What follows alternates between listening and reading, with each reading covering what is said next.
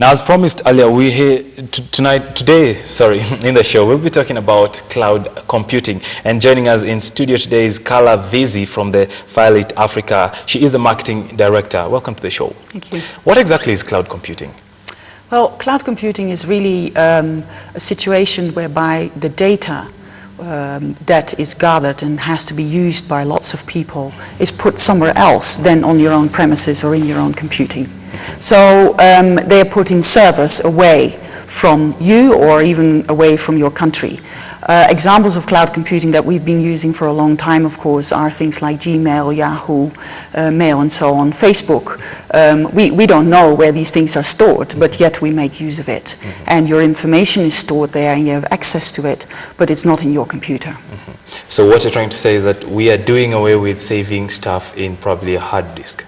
Yes, I mean, the trend is definitely moving towards that. As we get more dependent on digital data and as we gather more, the idea is to make it cheaper and more convenient by putting it all in areas where people manage those data for you, rather than every person managing it for themselves or every business managing it for themselves. Now, Carla, we've had cases of hacking. Even government websites are being hacked. How safe is my data in the cloud? Yeah, well, there are various levels of that, of course, and what is really, really important is that before you put your data anywhere, that you check out the provider and find out if they comply with data security standards. Now, one has to say immediately that these data security standards are still being developed, and the legislation around it too, because this is a very new phenomenon. So as people are getting more dependent on putting it somewhere else, you know, governments as well as you know, institutions that manage these data have to look at how can we continue to keep it safe from the hackers. Yeah. How cost effective is it? As a personal user, can I save all the stuff that I've been putting away in my personal computer? Is there a product for me, or is this for the corporates? No, in fact, we are probably the first company here in Kenya that provides data storage for personal computers, individual people that run their businesses on one computer, for example, and really the small and medium enterprises. I mean, you can buy storage from 2,500 shillings with us for a year. And so the different packages allow you to decide how much space you want to buy. If you are small, then you buy small. So you're buying it like a bandwidth, the same way you'd buy internet? Yes, correct. And then as you go along, you can just buy a little bit more. You know, if you start running out of space, you can say, okay, I need 1 more GB.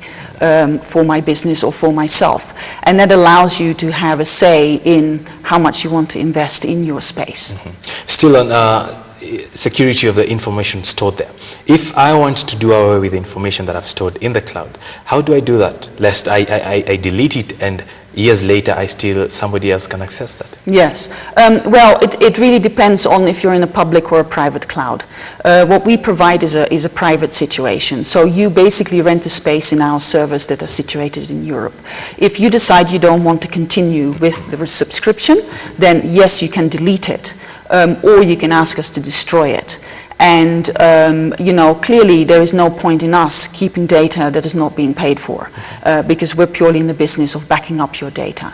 The important thing is, of course, that with cloud computing, you have access to your data anytime, 24/7, as long as you have an internet connectivity from any device, a smartphone, any other type of computer, an iPad, and so on.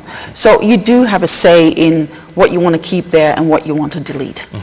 Now, we've been witnessing some cases of vandalism, where probably party A wants to some information from you, so they raid your offices and take away your servers. How is acceptance probably from the government in terms of storing their data in such a facility? From the government itself to put it in those facilities. I think the government is in the process of becoming an e-governance type of government, and clearly they have to look at where they put their servers.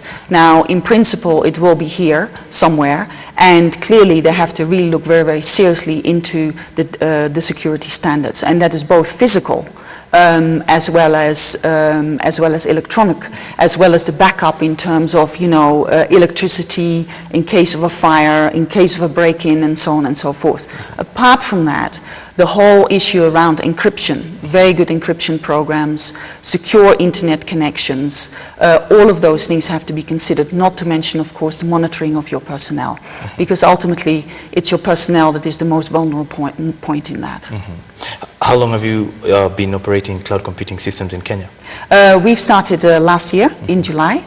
And yeah. How's the acceptance? Are people willing to get into this, or what's the feeling on the ground? Well, people definitely have a question around security. They're very excited about the concept because they're actually able to access their office data from anywhere without taking their computer along. Many have lost data because flash drives and so on are really not very reliable. At the same time, of course, one has to look at, is your internet connection good enough to allow data to be transported?